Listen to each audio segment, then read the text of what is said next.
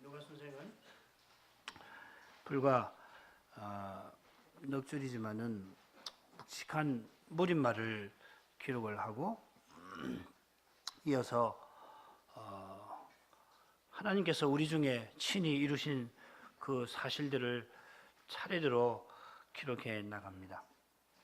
그 위대한 구원의 역사 그리고 그 역사의 사실들의 내력은 유대왕 헤롯 때로부터 시작됩니다.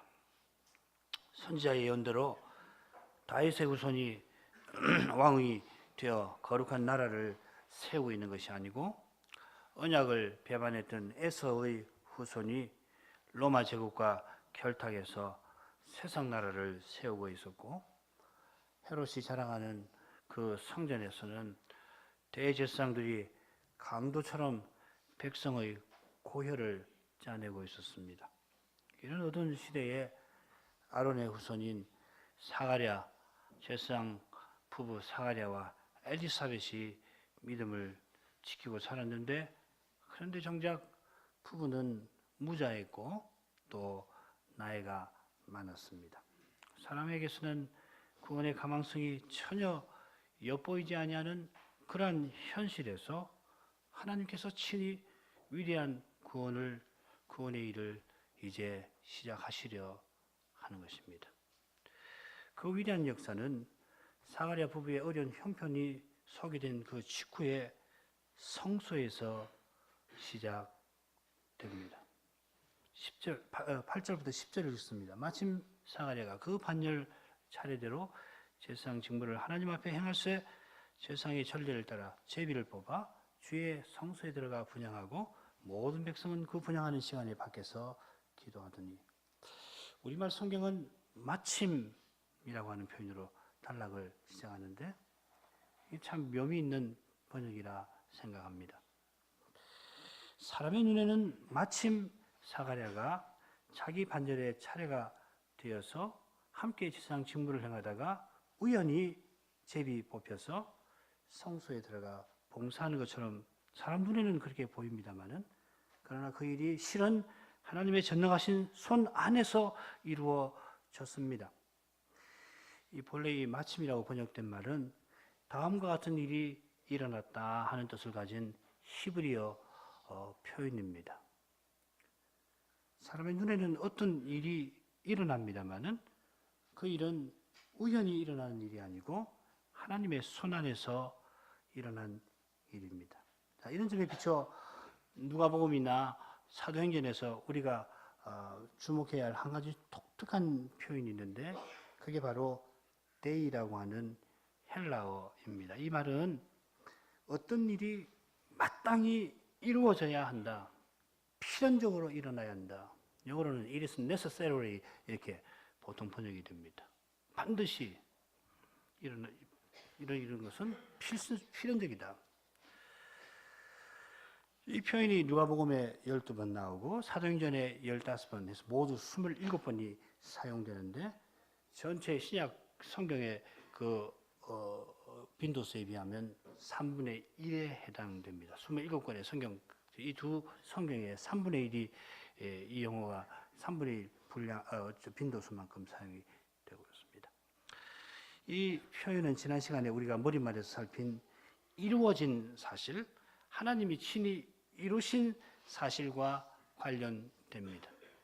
하나님이 말씀하셨으니까 이루신 일인데, 그 일은 반드시 이루어져야 하는 일입니다. 나이 많은 사가랴가 성소에 들어가서 봉사하는 일이 우연히 이른 일이 아니라 하나님이 구약시대 내내 약속하신 그 일을 친히 이루시려고 행하신 일인 것입니다. 교회 여러분, 지금 사가랴 우리 형편을 한번 간단히 생각해 보십시오. 나이가 많은 제사장입니다. 그가 지상에서 봉사할 날이 이제 얼마 남지 않았습니다. 1년에 24반열이 차례로 돌아가면서 일주일씩 봉사하는데, 24반열 안에 여러 소집단이 있고 많은 제사장들이 있어서 자연히 제비 뽑아 봉사를 하도록 정해야 합니다. 한 사람을 택하는 겁니다. 당시 기록에 의하면은 이 제사장이 모두 몇 명이냐면 18,000명이 있었다고 하는데, 그래서 이 계산을 해보면은 학자들의 계산을 하면은 제비 뽑혀서 제사장이 성소에 가서 봉사할 수 있는 기회는 평생에 한 번 올까 말까 한 확률이라고 합니다. 사가랴가 이미 봉사한 적이 있는지 우리가 뭐 전혀 알 길 없습니다만은 그보다 중요한 것은 직분에서 물러나기 그 직전에 사가랴가 제비 뽑혀서 성소에 들어가게 되었다 하는 사실입니다. 지금 성소로 들어가는 사가랴 심정이 어떻겠습니까? 여호와 하나님이 임재하시는 지성소에 나가서 그 지성소 앞에 나가서 지성소 바로 앞이죠. 지성소 바로 앞에 나가서 그 놓여 있는 향단에서 봉사하는 그 일이 제사장에게 얼마나 영광스러운 일이겠습니까? 게다가 그 성소에서 봉사할 기회가 평생에 한 번 올까 말까 하다면 그 일을 맡게 된 제사장의 마음은 어떠하겠습니까? 우리 청소년들 충분히 짐작해 볼 수 있겠지요. 더구나 이 제사장이 직무에서 곧 물러나야 할 나이 많은 제사장이라고 한다면은 이제 그 마지막에 생의 마지막에 맡게 될 그 영광스러운 일을 접할 때 그 마음이 어떠했겠습니까?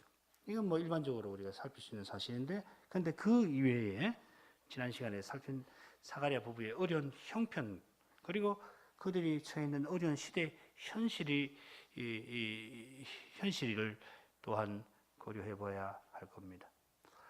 우리가 사가랴의 심정을 다 헤아릴 길이 없습니다. 얼마나 경건한 분인지 우리가 다 모르는 거고, 우리가 성경을 통해서 그 시대를 뭐 조망해 보기도 하고 그렇지만은 그 시대에 직접 산 사람의 심정을 우리가 어떻게 다 알겠습니까? 그게 참 쉽진 않지요. 성경에서 비우더라도 그런가 보더라. 한번 생각해 보십시오. 제사장인데 그 제사장이 봉사하는 그 성전 뜰에서 어떤 일이 벌어지고 있는가? 경건한 그 제사장이 어떤 심정인가? 게다가 자기는 아들이 없습니다. 나이는 많습니다. 경건한 제사장으로서 사가랴가 자기 백성의 참담한 현실을 크게 염려하면서 하나님께 기도하러 들어갔을 겁니다. 그 옛날 한나가 그랬듯이 사가랴도 자기 집안에 일어난 그 문제를 사사롭게 생각하지 않고 시대의 문제, 언약 백성의 문제로 생각하면서 나아갔을 겁니다. 이게 신자의 마음이죠. 오늘날 우리도 그렇게 해야 합니다. 우리 집안에 일어나는 문제 크게 매일 것이 아니고 그 문제에 뭘 의미하는가? 자기 잘못을 벗어버리려고 하는 것이 아니라 이런 일을 교회 안에서, 교회 현실에서, 교회가 처한 현실에서 볼 수가 있어야 합니다. 그래야 잘 볼 수가 있습니다. 사가랴가 지금 성소에 들어가서 행하는 직무가 분향인데 이 저녁 분향은 기도 드리는 겁니다. 우리 그건 잘 공부했죠. 이 분향을 드릴 때 제사장이 어떤 기도를 했는가? 그것도 우리가 레위기 공부할 때 직접 읽어보기도 하고 그렇습니다. 요약하자면 하나님이 언약을 기억하셔서 자기 백성을 구원해 주시고 약속하신 복을 내려주시라 하는 겁니다. 마찬가지로 밖에서는 백성들이 제사장과 함께 하나님의 인자하심과 그 신실하심을 구하고 있습니다. 사가랴는 제사장의 기도를 드리려 성소에 나가는데 그러면서 자기 가정의 어려운 형편에 관하여 하나님의 자비를 구하는 심정을 품고 나아갔을 겁니다. 이 말은 직분자가 사사롭게 자기 일을 이게 성소에 나가서 기도하는 것이 어떤 기회인데 이 기회에 내 개인적인 문제를 알아야겠지 그런 말이 아니고요. 그럴 수 없죠. 직분자가 어떻게 사사롭게 하나님께 주신 공적인 기회를 사사로운 이익을 위해서 씁니까? 그게 아니고 하나님께서 언약을 기억하시고 그 언약의 복을 자기에게도 내려주시기를 바라는 심정으로 갔을 겁니다. 그런 내용을 짐작해 볼 수 있는 것이 가브리엘의 말에서 찾아볼 수 있을 겁니다. 13절 보면 천사가 일러 가로되 사가랴여 무서워 말라 너의 간구함이 들린지라 내 아내 엘리사벳이 내게 아들을 낳아주리니 그 이름을 요한이라 하라. 마침 사가랴가 성소에 나가 분향하게 되었는데 실은 하나님께서 사가랴가 간절히 구하는 그 기도를 응답해 주시되 그가 구하는 것에 넘치도록 위대한 일을 이루어 주시려고 지금 그를 가까이 부르신 것입니다. 사람으로서는 어찌할 수 없는 그런 절망적인 현실에서 사가랴가 하나님의 부르심을 받아 하나님의 자비를 구하는 심정을 품고 하나님 앞에 나오게 하시는 겁니다. 이게 참된 기도입니다. 우리가 기도하지만 하나님께 기도하게 하시는 겁니다. 참된 기도는 무엇보다 자기의 가난함과 미련함과 연약함을 철저히 깨닫는 심정으로 모든 좋은 것을 하나님에게서 구하되 하나님의 약속 위에 서서 하나님의 자비만을 바라는 겸손한 태도로 구하는 것이 참된 기도입니다. 조금이라도 내가 이만하면 되지 않았나, 그런 마음으로 기도한다는 것은 참으로 무리한 태도고 과람한 태도일 겁니다. 또한 하나님께서 특별히 성서로 그를 불러서 그에게 하나님의 뜻을 미리 알려주시는데, 이런 데서 우리는 하나님이 친히 자기 일을, 구원의 일을 친히 이루신다는 사실을 배울 수가 있을 겁니다. 사가랴로서는 바랄 수 없던 그 일을 이제 친히 이루시려고 하나님이 경건한 직분자 사가랴를 가까이 불러주십니다. 다음 단락에서 사가랴의 반응을 통해서 우리가 이 사실들을 좀 더 배우도록 하죠. 이제 성소 안에서 사가랴가 분향할 때 어떤 일이 일어났는지, 하나님이 사가랴를 불러서 어떻게 하나님의 일을 친히 행하려 하시는지 좀 더 구체적으로 살펴보죠. 11절부터 20절까지인데 이 단락은 세 수로 나눠볼 수 있을 겁니다. 11절, 12절에서는 주의 사자가 사가랴에게 나타나는 장면이 그려져 있습니다. 그런 다음에 가브리엘이 이 사가랴에게 하나님의 말씀을 전달합니다. 그게 13절부터 17절까지 나오고 있습니다. 그리고 사가랴가 가브리엘이 전하는 말씀을 믿지 못하자 그가 벙어리가 되었다 하는 내용이 18절부터 20절에 나옵니다. 사가랴가 성소에서 분향할 때 주의 사자가 나타났습니다. 11절 12절을 읽습니다. 주의 사자가 저에게 나타나가 향단 우편에 선지라. 사가랴가 보고 놀라며 무서워하니. 10절 보면 백성들은 밖에서 기도하고 있었다 하고, 13절에 너의 간구함이 들렸다 했으니까 아마도 사가랴는 분향을 막 마치고 기도도 막 마칠 무렵이 아니었을까, 그렇게 짐작이 됩니다. 그러나 어떤 사람은 지금 사가랴가 홀로 사자를 만났을 테니까, 천사를 만났을 테니까 분향을 마지막 단계에 분향 그 향을 뿌리고 있었을 것이다, 그렇게 말하는 학자도 있습니다. 그러나 잘 알기는 어려워요. 아무튼지 그때 호련히 주의 사자가 나타났습니다. 고대 유대인들은 우리처럼 눈을 감고 기도하는 것이 아니라 눈을 뜨고 기도를 합니다. 눈을 들고 고개를 들고 손을 올려서 이런 방식으로 기도를 드립니다. 기도를 막 끝냈다면 사가랴의 눈앞에 거룩한 빛이 갑자기 비치면서 천사의 모습이 나타났을 겁니다. 사용된 표현을 보면 사가랴가 지금 어떤 환상을, 착각을 하거나 혹은 환상을 보는 것이 아니라 천사가 그 모습을 사가랴에게 보였습니다. 그렇게 표현이 되어 있습니다. 나중에 주의 천사는 자기가 가브리엘이라고 밝히죠. 주의 사자 가브리엘이 향단 우편에 서 있습니다. 거기 나타났습니다. 향단 우편은 어디일까? 여러분 지금 성서 기억하시면은 중앙에 향단이 있고 북쪽에 진설병 상이 있고 남쪽에 등잔이 있습니다. 등대가 있습니다. 향단의 우편은 등대 있는 남편입니다. 그러니까 향단과 등대 사이라고 보시면, 그쪽이라고 보면 되겠습니다. 이것은 뭘 의미하냐면은, 그러니까 하나님 편에서 우편이 되겠죠, 그죠? 사가랴가 이렇게 섰을 테니까 사가랴에게는 왼손 쪽이 되지만은 지금 우편이라고 했으니까 하나님 편에서 우편이 되는데, 이건 사가랴가 하나님 은혜를 전하러 왔다 하는 뜻을 포함합니다. 구약을 보면 하나님께서 심판하실 때 그 방위가 북쪽이죠. 19절에서 사가랴를 찾아온 주의 천사가 가브리엘이라는 사실에서도 짐작할 수 있듯이, 가브리엘이 지금 저녁 소재 드리는 시간에 사가랴를 찾아왔다는 사실은 500년 전에 그가 다니엘을 찾아갔던 그 사실을 연상시킵니다. 다니엘 9장 21절 제가 천천히 읽겠습니다. 내가 말하여 기도할 때에 이전 이상 중에 본 그 사람 가브리엘이 빨리 날아서 저녁 제사 드릴 때 즈음에 내게 이르더니, 이 9장 읽었는데 이때 가브리엘이 다니엘에게 전한 계시가 뭡니까? 그 유명한 70일에 관한 예언이죠. 70일을 연수로 계산하면 77,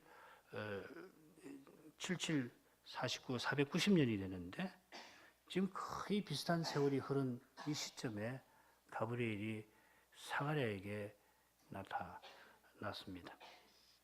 놀라운 일이지요. 주의 천사의 거룩한 빛 앞에서 사가랴는 놀라워하고 무서워합니다. 사가랴가 전혀 기대하지 않던 일을 만난 까닭에 놀랄 수밖에 없는데, 그는 그저 자기가 천사를 보리라고 생각하지 않았던 것이 아니라 하나님께서 천사를 통해서 그를 찾아오시라고 생각을 하지 못한 겁니다. 마찬가지로 천사를 보내시는 일에 있어서 그에게서 하나님의 영광이 찬란히 드러나는 까닭에, 특별히 천사가 전하는 그 말씀을 통해서 하나님의 영광이 나타나는 까닭에 피조물은 그 앞에서 떨지 않을 수가 없는 겁니다. 하나님이 천사를 통해서 거룩한 뜻을 나타내려고 하시니까 그 거룩한 영광과 어미 앞에서 피조물은 떨지 않을 수가 없습니다. 놀라워하는 것이나 두려워하는 반응은 하나님이 친히 주의 일을 이루신다는 사실을 반증하는 겁니다. 하나님이 친히 이루시는 일은 사람이 전혀 예상하지 못하던 일이고 사람은 어찌 될지 가늠할 수 없는 그런 일, 우리의 생각을 초월하는 그런 일입니다. 그런 일인 까닭에 사가랴가 그 마음에 놀라움과 무서움을 느낀 겁니다. 우리가 진정으로 바라는 구원이 이와 같이 우리의 생각을 초월하는 놀라운 일이고, 이 구원을 이루시는 하나님의 능력은 우리가 깨달을 때 우리 마음의 두려움과 경외심을 불러일으킵니다. 만일 우리가 구원을 말하면서 사람이 스스로 예상할 수 있는 그런 일 정도로 여긴다면 그 구원은 그리스도 안에서 주시는 하나님의 구원은 아닐 겁니다. 바꿔 말씀드려서 우리가 어려운 현실에서 당혹감과 두려움과 절망을 느끼는 것은 사람으로서 당연한 것입니다. 그런 것이 없는 현실이라면 그게 정말 어려운 현실은 아닐 거예요. 조금 불편하고 조금 성가시고 조금 언짢은 것이라면, 그러니까 사람이 스스로 도덕적인 도덕으로서 참아내고 스스로 극복하고 나아갈 수 있는 그런 현실이라면, 우리가 혹은 인생길에서 겪는 현실을 그러한 정도로만 이해한다면 우리가 그리스도를 진정으로 바라보지 않을 겁니다.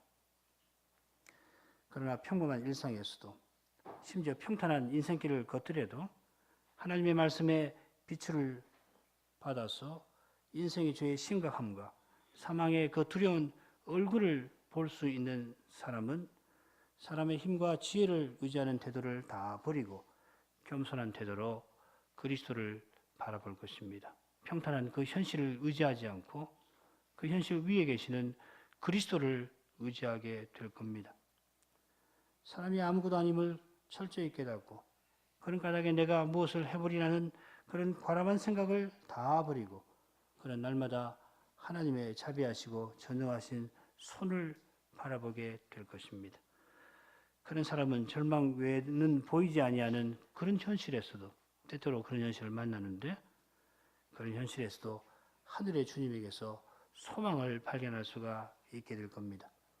그 소망이 언제든지 사람의 생각을 초월하는 놀라운 것임을 깨닫고 그 소망의 실제를 맛보게 될 때는 주님의 거룩하신 능력에 놀라며 주님을 찬송하게 될 것입니다.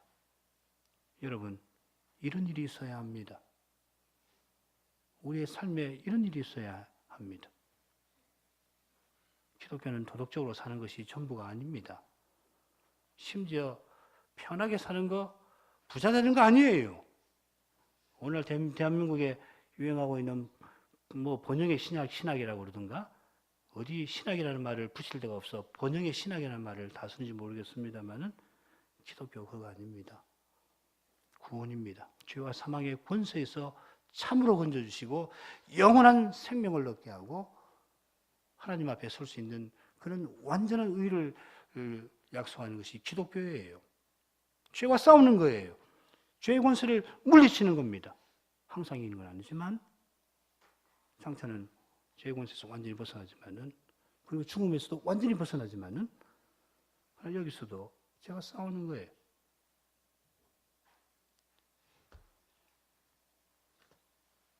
그런 일을 내게서 내가 죄를 이기는 일을 할지라도 야 이건 내가 하는 거 아니구나. 내가 참으로 그리스도의 사랑으로 형제를 대할 때 야 이게 내게서 나오는 것이 아니구나. 그런 것이 있어야 하는 거예요. 그냥 나이 싸게 되는 거 아닙니다. 뭐 무슨 사람 사이에 알력이 생기는 거 귀찮으니까 에이 그냥 좋은 게 좋은 거지. 이거 아닙니다. 정말 사랑할 수 없는 사람을 사랑하는 것입니다. 정말 견딜 수 없는 상황에서도 사람으로 행하지 않고 그리스도로 행하는 것입니다. 이게 구원이에요. 이게 믿음입니다.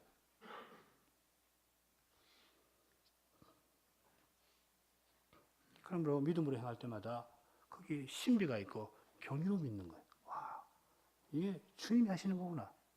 하나님이 하시는 거구나. 놀랍구나. 예측 불가예요. 사람은 그렇죠. 예측하기를 좋아하고 예측되면 안심하는데 믿음도 그런 겁니까? 그런 거 아닙니다. 오히려 반대일 거예요. 예측할 수 없는 겁니다. 우리가 예측할 수 있는 그런 일을 하실 거라고 생각하시면 곤란합니다. 물론 때때로는 그렇게 하시겠지만 우리가 예측한 대로 일이 이루어지더라도 자세히 살피면 거기에 사람의 생각을 초월하는 주님의 그 독특하신 능력이 있는 거라고요. 그걸 볼 수 있어야 돼요. 그러지 않으면 예측한 자신이 쑥 올라가는 겁니다. 그거 봐라. 내가 말한 대로 되잖아. 이렇게 된다고요. 혹은 저 목사가 된다고 그러더니 그거 됐구나. 저 목사 대단하다. 이렇게 되는 겁니다. 그거 아닙니다. 하나님이 하시는 거예요. 믿음은 내가 아무것도 아닌 것을 인정하는 데서 출발하는 겁니다. 하나님이 하신다는 거예요. 그리스도만 하신다는 이야기예요. 그게 믿음 아니냔 말이죠. 그런 거지. 믿음으로 했다고 해서 내가 믿음으로 뭘 했습니다. 이게 무슨 믿음이냔 말이죠. 믿음으로 했더라도 망쳐놓는 거라고. 주님은 너를 멸시해버리는 거 아니냔 말이죠. 그러니까 자기가 드러나고 사람을 자랑하는 일이 있고 사람의 지혜와 능력, 그 경험 있는 목사, 경험 있는 장로, 뭐 노련한 목사, 노련한 장로, 교회에서 경험이 많은 집사를 의지하고 그런 사람들이 말하자면 자기를 내세워서 뭘 해보려고 하는 그런 모습이 되지 않겠습니까? 그런 일이 일체 없어야 돼. 또 믿음이라고. 오직 말씀이에요. 주의 천사가 먼저 놀라워하고 무서워하는 사가랴를 안도를 시키면서 하나님께 받은 말씀을 그대로 전합니다. 12절부터 17절 읽어보죠. 천사가 일러가로되 사가랴여 무서워 말라. 너의 간구함이 들린지라. 내 아내 엘리사벳이 내게 아들을 낳아주리니 그 이름을 요한이라 하라. 너도 기뻐하고 즐거워할 것이요 많은 사람도 그의 남을 기뻐하리니 이는 저가 주 앞에 큰 자가 되고 포도주나 소주를 마시지 아니하며 모태로부터 성신의 충만함을 입어 이스라엘 자손을 주 곧 저희 하나님께로 많이 돌아오게 하겠습니다. 또 엘리야의 심령과 능력으로 주 앞에 앞서가서 아비의 마음을 자식에게 거스르는 자를 의인의 슬기에 돌아오게 하고 주를 위하여 세운 백성을 예비하리라. 제가 좀 빨리 읽었습니다. 천사는 사가랴여 무서워 말라 하면서 그가 무서워하지 아니할 이유를 전합니다. 그 이유는 내 간구함이 들린지라. 주의 천사를 보내신 하나님께서 사가랴의 간구를 들으셨다면 그를 용납하신 것입니다. 하나님께서 들으시는 이 사실이 우리의 기도에서 가장 중요합니다. 하나님이 들으시는 그 사실 때문에 우리의 기도가 참으로 의미가 있는 것입니다.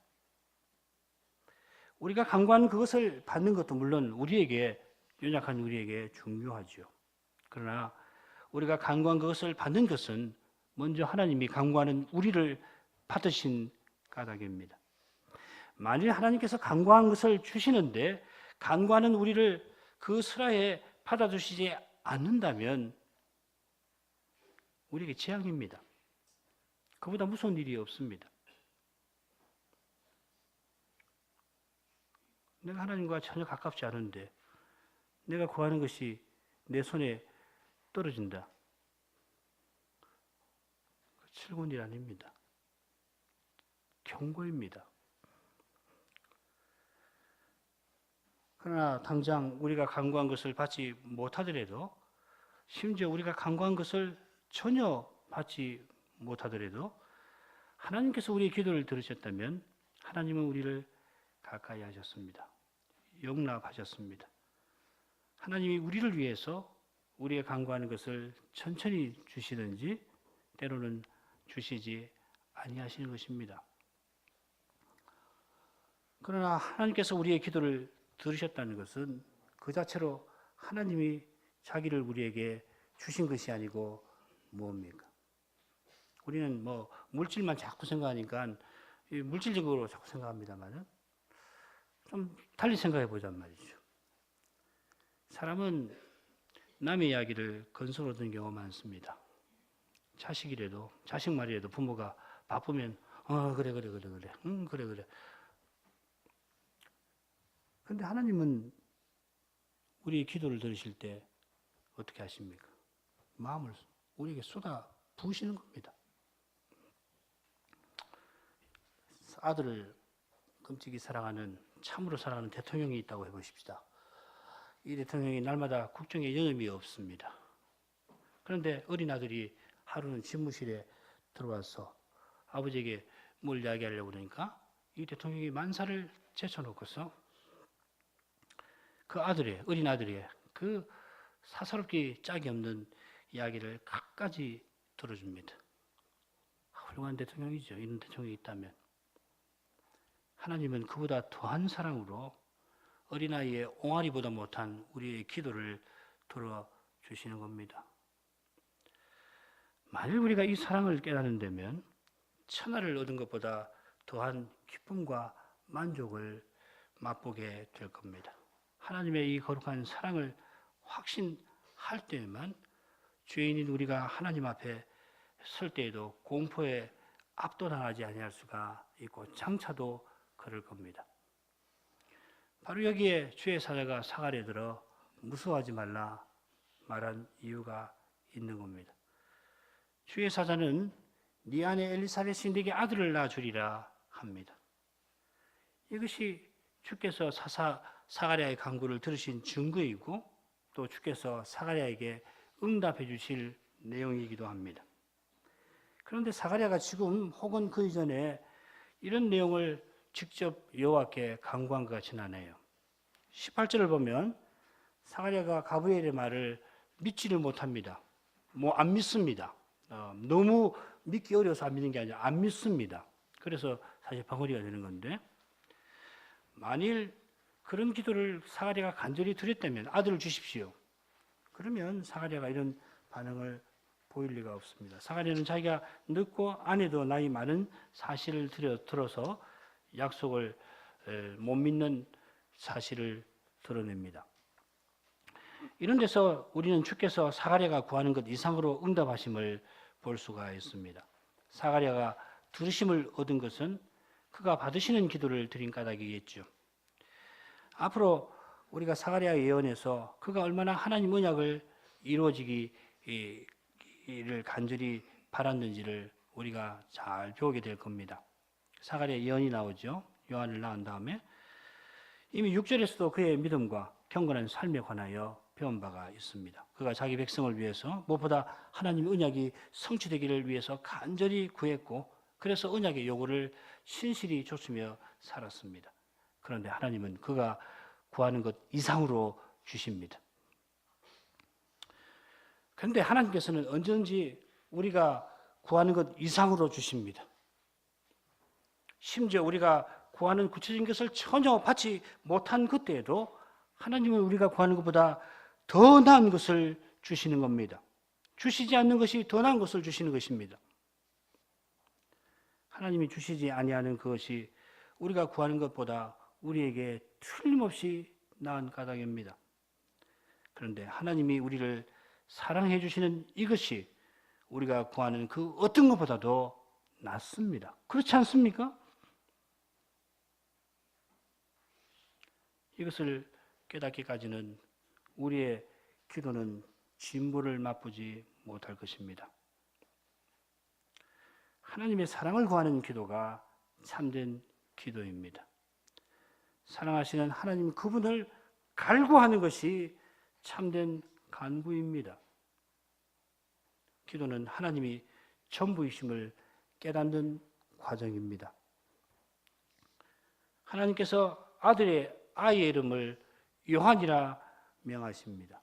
이는 태어날 아이가 하나님의 종이 된다 하는 뜻입니다. 요한이라는 이름은 하나님은 자비하시다 하는 뜻을 갖고 있습니다. 이게 바로 사가랴가 간절히 구했던 바 아닙니까? 사가랴만 아니라 구약시대 내내 믿음의 사람들이 바라던 것이 바로 이것입니다. 요한입니다. 하나님은 자비하시다.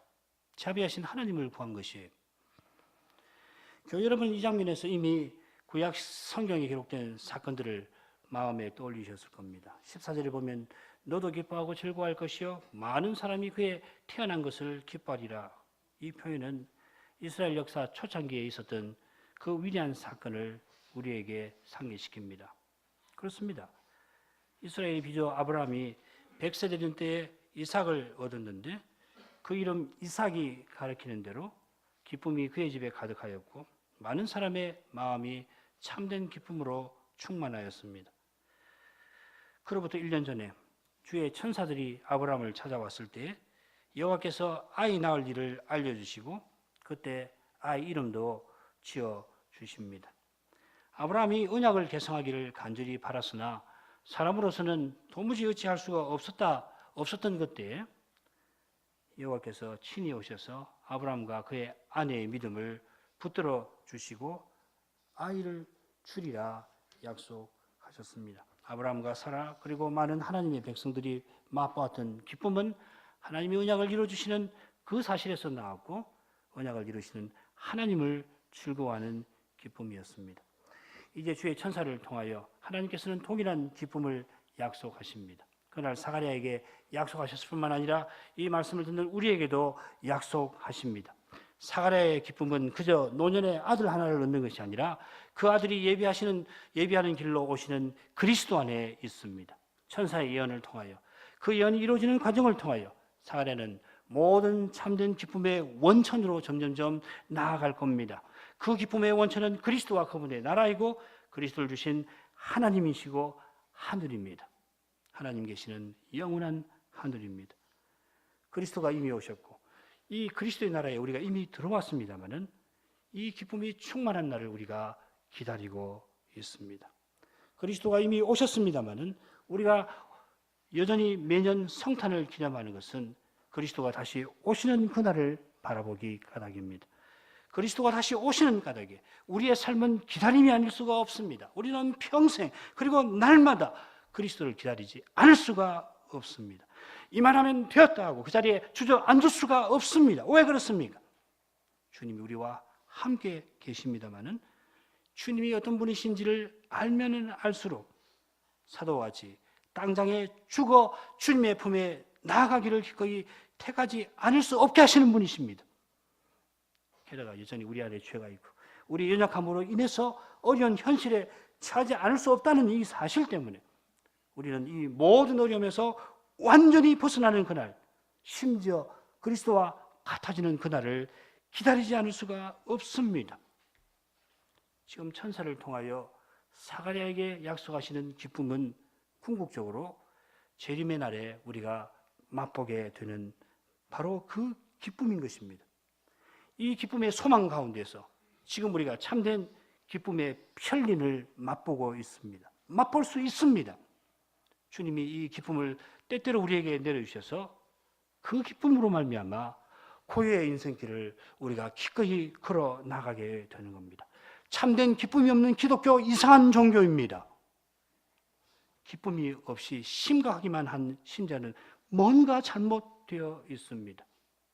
신자에게는 하늘의 기쁨이 임하여서 그 기쁨으로 슬픔을 견디는 사람입니다. 슬픔 가운데서도 웃을 수 있는 사람입니다. 바로 이 까닭에 우리는 성탄을 손꼽아서 기다리는 것입니다. 매년 주님을 기다리는 것입니다. 주님을 기다리는 우리의 마음을 따뜻하게 만들어 주시는 것입니다.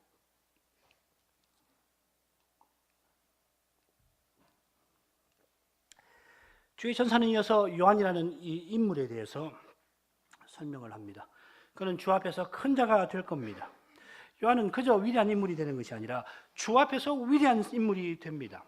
누가복음 7장을 보면 주님은 이 요한을 가르쳐서 여인이 낳은 자 중에 요한보다 큰 이가 없다 하십니다. 28절입니다. 주님께서, 요한보다 크신 주님께서 요한이 가장 위대하다 하시는데, 이건 그가 선지자 중에 선지자임을 가리키는 말입니다. 선지자 중에 선지자라는 말은 이 요한이 구약 예언의 대상이라는 뜻입니다. 다음 기회에 배우도록 하겠습니다. 둘째로, 요한은 포도주나 소주를 마시지 아니하는 사람이 된다 하였습니다. 나실인 서원을 가리킵니다. 오늘 오전에도 우리가 배웠죠. 나실인 서원은 대지상 아닌 사람이 대지상 못지 않은 그런 삶을 살면서 전적으로 서원한 그 기간에, 요한경우는 평생 하나님을 온전히 섬기는 것을 가리킵니다. 요한은 많은 사람, 모든 사람에게 기쁨을 주기 위해서 스스로 세상의 모든 즐거움을 삼가할 것입니다. 그 말입니다. 자기를 온전히 하나님께 드려서 하나님의 뜻을 이루려 할 겁니다. 바로 여기에 그의 위대함이 있습니다. 우리의 위대함도 마찬가지입니다. 청소년 여러분, 청년 여러분, 위대한 사람이 되십시오. 자기를 온전히 하나님께 드려 하나님께 쓰임을 받으면 위대한 사람입니다. 교회로서 사명을 이루고 나가면 우리가 다른 사람을 기쁘게 하려고 그렇게 산다면 거기에 우리의 위대함이 나타날 겁니다. 주의 앞에서 위대한 사람이 될 거예요. 사람들은 몰라줄 겁니다. 이 교회에서 우리가 서로 사랑하는 이 일을 누가 알리요? 그러나 주님은 아십니다. 이 교회에서 직분자가 아니고 드러난 일을 하는 사람이 아닐지라도 이 말씀대로 형제를 사랑하기 위해서 기도하십시오. 주님은 그를 위대하다 부르실 겁니다. 그렇게 인정해 주실 것입니다. 그게 중요하지 않습니까? 이 중요한 사명을 위해서 요한은 모태로부터 성신의 충만함을 입을 겁니다. 나실인 서원까지 하면서 요한이 맡은 사명이 실로 독특합니다. 그 독특함은 그의 사명이 구약에 예언된 사실과 무관하지 않습니다. 요한의 사명은 메시아의 길을 예비하는 사명입니다. 그 누구도 맡지 못했던 그 일입니다. 그 사명 이루라고 모태로부터 성신의 충만함을 입는 것이, 이 내용에 관해서는 조금 후에 16, 17절에서 생각을 하겠습니다. 하나님의 일은 성신의 능력으로만 이룰 수 있는데 요한이 맡은 그 독특한 사명 까닭에 모태로부터 성신의 충만함을 입을 겁니다. 우리는 엘리사벳의 모태에서 마리아의 방문을 즐거워하는 요한을 잘 알고 있습니다. 요한은 이미 어머니 모태에서 사명을 이루는 일에 참여하였습니다. 우리는 사명하면 무슨 일을 이루고 행하는 것으로 자꾸 생각을 하기 쉬운데, 사명은 주님을 기다리고 즐거워하는 데서부터 시작되는 겁니다. 주님을 간절히 기다리고 주님을 참으로 즐거워하지 아니하는 사람은 사명이 뭔지도 모르고 사명을 행할 수도 없습니다. 그런 사람은 사명 모릅니다. 행할 수 없습니다. 우리가 마찬가지로 함께 교회 사명을 이룬다고 할 때 앞장서서 일을 행하는 사람만 볼 것이 아니요, 일을 하다 보면 그런 사람이 있어야죠. 그러니까 그렇지만 앞장서서 일하는 사람만 볼 것이 아니라 요아실에서 어머니 품에 평안히 쉬며 웃는 아이도 기억해야 할 것입니다. 조용히 예배에 참석하고 교회 모임에서 교회에 나타난 그 뜻을 지지하는, 조용히 지지하는 신실한 교우들을 언제든지 기억해야 합니다. 귀하게 여겨야 합니다. 그런 분들 없이, 그런 아이의 웃음 없이 교회가 사명을 제대로 이룰 수 있겠습니까? 안 되는 거예요. 주님이 원하시면 모태에 있는 태아도 쓰십니다. 주님이 쓰시는 거기에 우리의 가치가, 보람이 있는 겁니다. 이어서 천사는 말라기의 예언을 인용하면서 요한의 사명을 뭔지 사가랴에게 알려줍니다. 16절 처음과 17절 끝에 그 사명이 잘 드러나 있는데, 이스라엘 자손을 하나님께로 돌아오게 하는 것이고 주를 위하여 세운 백성을 예비합니다. 그 중에 말라기 4장 5절 6절의 내용이 인용이 되어 있고, 말라기 처음 나온 내용도 암시되어 3장 처음에 나오는 내용도 암시되어 있습니다. 여호와의 크고 두려운 날이 이르기 전에 여호와께서 선지자 엘리야를 보내시겠다 하셨습니다. 말라기 3장 처음에는 내 사자를 보내어 내 앞에서 길을 예비하게 하리라 하셨습니다. 이 예언을 누가 선생은 엘리야의 심정과 능력으로 주의 앞에 앞서가서라고 간단하게 요약을 하였습니다. 16절에 아비의 마음을 자식에게 거스르는 자를 의인의 슬기에 돌아오게 하는 일은 요한이 주의 앞에 행하여서 주를 위해서 세운 백성, 하나님께 돌아온 백성을 예비하는 일과 관련되는 표현일 것입니다. 이 표현이 정확히 무슨 뜻인지를 알기가 쉽지는 않습니다만, 그래서 여러 견해가 있습니다만 요지는 분명합니다. 요한의 사명은 하나님께로 돌이켜 하나님을 위하여서 사는 한 백성을 예비하는 일입니다. 이전에 어떤 선자도 하지 못했던 그런 일을 이제 요한은 성신의 충만함을 받아서 이룰 것입니다. 주를 위해서 세운 백성을 예비하는 일도 그렇습니다만 이 백성이 회개하는 일도 이건 위대한 일입니다. 어떤 선지자가 이런 일을 했던가요? 구약에. 우리가 누가복음 3장을 보면 세례 요한이 회개의 세례를 많은 사람에게 베풉니다. 마태복음에 따르면은 유대 지방은 아니고 뿐만 아니고 이스라엘 전역에서 사람들이 구름같이 몰려와서 이 세례를 받습니다. 이 세례를 받은 사람들 가운데 주님의 사도들이 나왔을 뿐만 아니라 많은 사람들이 이 세례 요한의 말씀을 듣고 메시아와 하나님 나라를 간절히 소망하게 됩니다. 그건 우리가 누가복음 3장 이후에 공부할 때 생각하도록 할 겁니다. 주의 사자가 하나님 말씀을 전했는데 사가랴는 그 말씀을 못 믿습니다. 18절 읽겠습니다. 사가랴가 천사에게 이르되 내가 이것을 어떻게 알리요? 내가 늙고 아내도 나이 많으니이다. 내가 이것을 어떻게 알리요? 이 표현은 아브라함이 창세기 15장 8절에서 여호와께 말씀드린 바로 그 표현입니다. 그가 여호와의 약속을 받았을 때 표적을 구하면서 제가 이것을 어떻게 알겠습니까? 지금 사가랴가 표적을 구하는 것입니다. 어떻게 알리요? 하는 말은 그 말입니다. 마찬가지로 내가 늙고 아내가 나이 많습니다 하는 표현은 창세기 17장에서 아브라함이 여호와께 아뢰는 바로 그 말씀과 흡사하고, 창세기 17장 17절이죠. 18장을 보면 사라가 여호와와 남편의 이야기를 엿들으면서 속으로 웃으면서 떠올렸던 말과도 비슷합니다. 잘 아시는 대로 하나님께서 창세기 15장에서 표적을 구하는 아브라함에게 언약을 맺어주셨죠. 책망하신 거 아니고 그래 내가 표적을 주마 하고서 언약을 맺어주셨고, 17장 18장에서는 아브라함과 사라를 꾸짖긴 하셨어도 결국 그들의 약한 믿음을 견고하게 만들어주십니다. 자, 그러면 사가랴는 어떻습니까? 사가랴가 벙어리가 된 것을 우리가 어떻게 이해를 해야 할까요?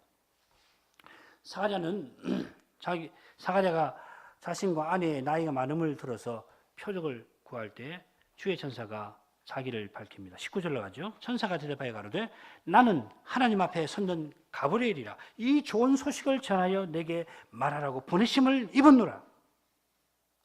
이건 가브리엘은 마치가 아니라 확실한 것 같은데, 지금 내가 온 것 자체가, 이 가브리엘이 왔다는 사실 자체가, 그리고 내가 복음을 너에게 전하는 이 사실 자체로 충분하다 말하고 있습니다.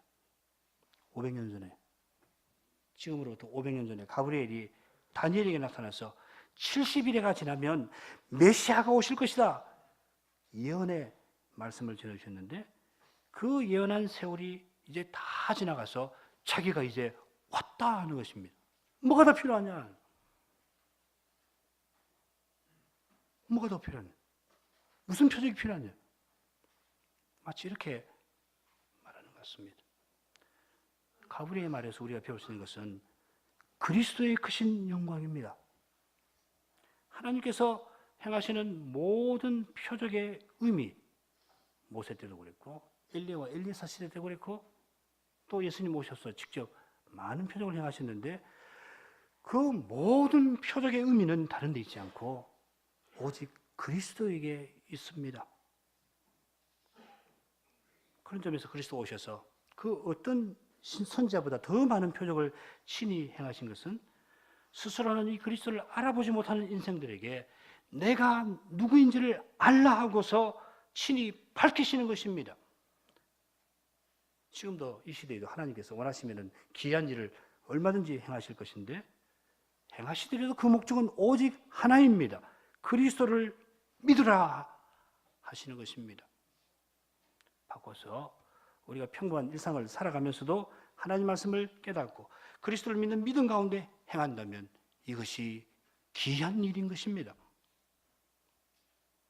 하나님께서 성신으로 실로 위대한 일을 우리 가운데에서 행하시는 것입니다. 여러분, 그리스도를 믿고 그리스도의 생명을 받아서 그 생명을 살아내어 보십시오. 얼마나 놀라운 일입니까? 경험하시지 않았습니까? 그리고 경험하십시오. 청소년 여러분, 여기에 놀라운 일이 있는 거예요. 그리스도를 드러내는 것이 놀라운 일이에요. 어떤 일 하시든 상관없습니다. 이런 직업, 혹은 저런 직업. 부자가 되든지, 가난한 사람이 되든지, 건강한 사람으로 살든지, 연약한 사람으로 살든지, 그리스도를 드러내는 것이, 이것이 놀라운 일입니다. 이게 우리의 삶을 지탱해주고 우리 삶을 의미 있게 만들어주는 유일한 것이에요. 다른 데 있지 않습니다. 돈, 건강, 혹은 좋은 인간관계, 이거 아니에요. 그리스도가 없으면 이 전부 아무것도 아닙니다.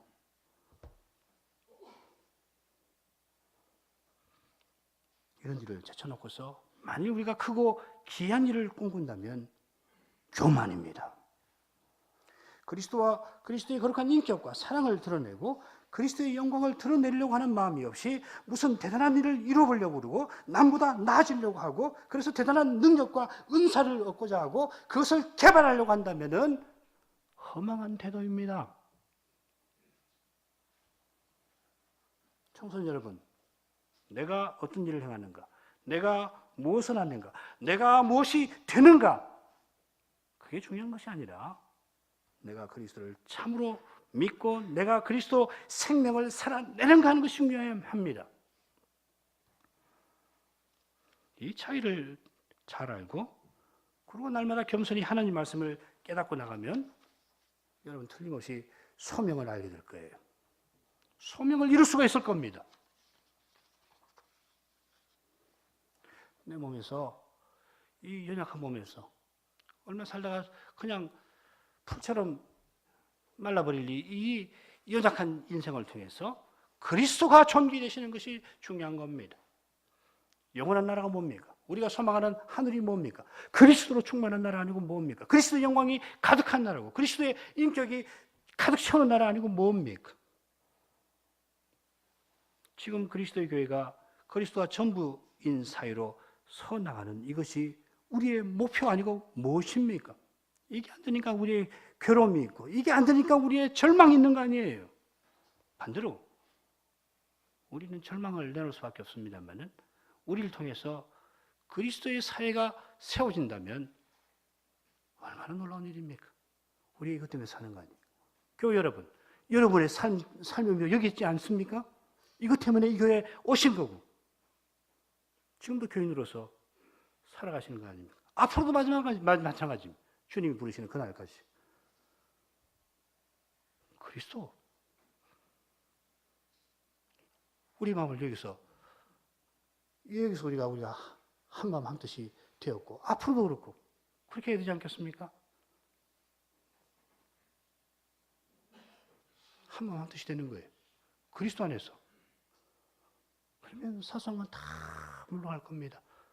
내가 물러가면 사소한 건 물러가는 거예요. 내가 어떻게 대접받고 내가 뭘 살고 내가 어떻게 할 건가 그거 내려놓으면 사소한 건 다 물러갑니다. 오직 그리스도 주님의 나라. 가브리엘은 그리스도를 배우려고 500년을 간절히 기다렸을 겁니다. 우리야 뭐 500년 살지도 못하지만은 자기가 전한 그 예언이 이루어지는 그때를 보려고 무려 500년을 가브리엘은 기다리고 또 기다렸습니다. 그리고 그때가 드디어 왔습니다. 하나님께서 그를 보내셨습니다. 여러분, 그런 가브리엘에게 지금 사가랴의 대답은 어떻게 비쳤었겠습니까? 우리가 충분히 짐작할 수 있죠. 도대체 이 사람 무슨 말 하는가? 이해는 되지만 도대체 사가랴 하는 말 두고 지금 저 사람이 무슨 말을 하는가? 그러지 않았겠어요? 20절 가봅시다. 보라, 이 일이 되는 날까지 네가 벙어리가 되어 능히 말을 못하리니 이는 내 말을 네가 믿지 아니함이거니와 때가 이르면 내 말이 이루리라. 글쎄, 가브리엘이 괜히 답답했을 것 같아요. 답답한 마음에 표적 구하는 사가랴에게 그래, 원하는 표적을 내가 주겠다 하였습니다. 사가랴는 가브리엘이 예언한 일이 이루는 날까지 벙어리가 됩니다. 62절 보면은 이 사가랴가 사람들 앞에서 몸짓을 막 하는데 몸짓으로 의사를 표현하는데 이걸 보면 사가랴가 단지 말만 못한 거 아닌 것 같아요. 이 듣는 것도 일시적으로 안 됐던 것 같아요. 그건 다음에 생각해보도록 하겠습니다. 사가랴가 천사가 전한 말씀을 믿지 아니한 까닭에 예언이 이룰 때까지 말도 못하고 듣지도 못하는 상태로 답답한 상태로 지내야 합니다. 그가 좋은 소식을 들었으나 그것을 다른 사람에게 알리지 못하는 실로 답답한 상태로 지내야 합니다. 다음 시간 배울 마리아와 대조적이죠. 사가랴가 믿지 아니한 까닭에 벙어리로 지내긴 합니다만은 예언이 이루어질 때는 그의 입이 풀리고 귀가 열릴 겁니다. 바로 그때 뭘 합니까? 찬송의 예언을 합니다. 찬송을 합니다. 영어로 벙어리를 지내는 것 아니라 필요한 시기만큼 정해진 기간만큼 그리고 무엇보다 예언의 찬송을 잘 드리기 위해서 사가랴는 벙어리로 지내게 될 겁니다. 표적입니다. 사가랴가 성수에서 가브리엘을 만나는 동안 백성들이 밖에서 기다리고 있습니다. 빨리 읽고 마치도록 하겠습니다. 1장 21절부터 23절인데 시간 관계에서 읽지 않겠습니다. 보시면서 들으시기 바랍니다. 백성들이 기도하면서 제사장의 봉사가 마치기를 기다리고 있었습니다. 왜 그렇습니까? 봉사 마치고 나와서 축복하는 일이 남아 있는 까닭입니다. 우리도 축도로 예배를 마치는데 구약 예배도 제사장의 축복으로 마쳤습니다. 여호와의 복주심을 기다리던 백성은 제사장이 나올 때까지도 나오지 아니하니까 이상하게 생각합니다. 그런데 마침내 사가랴가 나왔는데 말을 못합니다. 축복해야 할 제사장이 벙어리가 되었습니다. 사람들은 사가랴가 성소에서 이례적으로 지체 한 주에 그러나 살아서 나왔으니까 이 사람이 잘못한 것은 아니구나. 그런데 벙어리가 된 사실을 통해서 저 사람 이상을 보았구나 짐작합니다. 벙어리가 됐지만은 정신이 멀쩡할 뿐만 아니라 천사를 만나 특별한 말씀을 들은 사가랴 얼굴에 경건함과 엄숙함이 깃들여 있는 것을 보았던 까닭입니다. 사가랴는 직무를 마치고 집에 돌아갑니다. 누가 선생은 하나님께서 이루신 사실 가운데 첫 번째 사실을 기록하면서 제사장이 성소에서 축복하지 못하게 된 일을 언급합니다. 그런데 우리 중에 이루어진 사실 가운데 맨 마지막 사실은 이 제사장 축복과 관련해서 끝이 납니다.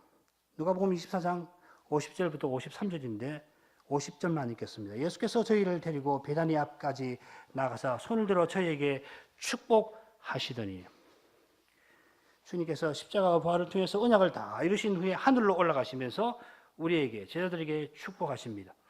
아론 가문의 제사장이 천사의 전한 말을 믿지 못하여 벙어리가 되어서 축복하지 못하였는데 천사가 전한 이 기쁜 소식이 다 이루어지는 그날에 영원하신 대제사장은 친히 축복하십니다. 이 대제사장의 축복이 바로 가브리엘이 전한 기쁜 소식의 핵심이 아니고 뭡니까? 가브리엘이 전한 대로 엘리자벳은 수태합니다. 24절, 25절 이건 읽어야겠습니다. 이후에 그 안에 엘리사벳이 수태하고 5달 동안 숨어져 있으며 가로되 주께서 나를 돌아보시는 날에 인간의 내 부끄러움을 없게 하시려고 이렇게 하심이더라 이라 하더라.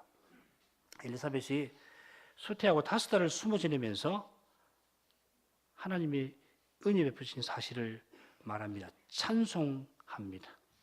참 재미있지요. 사가랴는 벙어리에서 축복하지 못하고 그의 아내는 5달 동안 홀로 찬송 드리는 일만 하는 것처럼 기록해 놨습니다. 예, 질문을 던지고 마치죠. 왜 엘리사벳이 5달 동안 숨어 지냈을까요? 인간의 내 부끄러움을 없게 하시려고 나로 하여금 아이를 가지게 하셨다 했으니까, 이게 찬송 내용이니까 나이 많아서 아이 가진 일을 부끄럽게 생각해서 숨어 있었던 건 절대 아니에요. 오히려 나의 부끄러움을 제거하셨구나. 그러니까 오히려 수태한 걸 알려가지고 수태한 즉시부터 하나님이 내 부끄러움을 벗겨주셨습니다 할 만한데 숨어 지냅니다. 5달 동안.